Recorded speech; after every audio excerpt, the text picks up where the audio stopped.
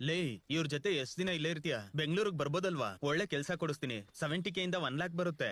ಯಪ್ಪ, ಅಷ್ಟೊಂದ್ ಸಂಬಳ ಸಿಗುತ್ತೇನೋ? ಆರಾಮಾಗ್ ಬರುತ್ತೆ. ಇಲ್ಲಿ ಇತ್ಕೊಂಡು ಏನೋ ದುಡಿತ್ಯಾ? ಸರಿ, ನೀನ್ ಕೇಳಿರೋದಕ್ಕೆ ನನ್ ಸಂಪಾದನೆಯಲ್ಲಿ ಸರಿಯಾಗಿ ಲೆಕ್ಕ ಹೇಳ್ತೀನಿ. ನಮ್ ಡೈರಿ ಫಾರ್ಮ್ ಅಲ್ಲಿ ಎಷ್ಟು ಎಮ್ಮೆಗಳಿದಾವೋ?